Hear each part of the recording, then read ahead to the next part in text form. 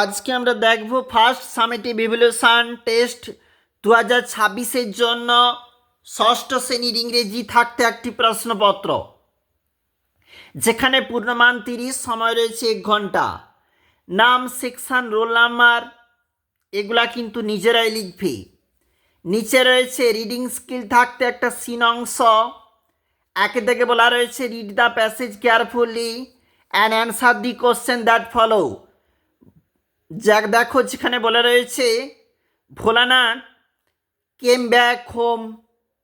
দেখো এটা দিয়ে কিন্তু আমাদের রয়েছে একটা প্যাসেজ সিন অংশ, যেটা বই থাকতে তোলা রয়েছে, আর ওর নিচে রয়েছে গুরুত্বপূর্ণ এর দাগের প্রশ্ন।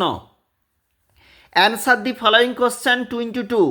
এই দুটি প্রশ্নের জন্য প্রতিটার জন্য কিন্তু রয়েছে 2 মার্কস করে। এবং বি দাগে write T for true and F for false statements in the given boxes 1/3, 1 number করে। তিনটার জন্য কিন্তু রয়েছে মোট 3 নাম্বার।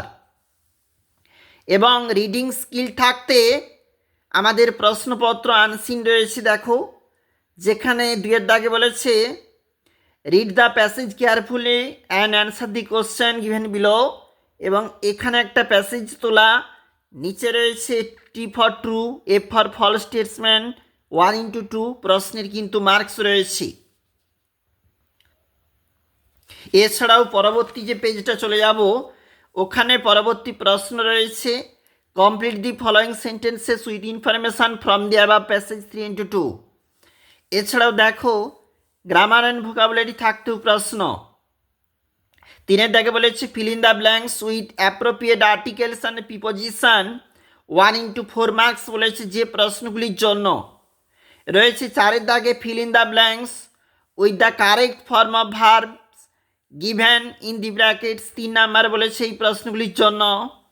এছাড়াও 5 দাগে fill in the blanks with the appropriate collective nouns given in the help box 1/2, 1 number করে, দুটির জন্য 2 নাম্বার। নিচে রয়েছে কিন্তু হেল্প বক্স। রাইটিং স্কিল থাকতে 6 নাম্বারের প্রশ্ন। 6 দাগে বলেছে write a paragraph on a rainy day using the following hints. দেখো বৃষ্টিমুখর দিন দিয়ে তোমাকে একটা প্যারাগ্রাফ রচনা করতে বলেছে, যার হিন্টস কিন্তু দেওয়া রয়েছে। এবং আমরা দেখলাম আমাদের গুরুত্বপূর্ণ ষষ্ঠ শ্রেণীর একটি ইংরেজি প্রশ্নপত্র।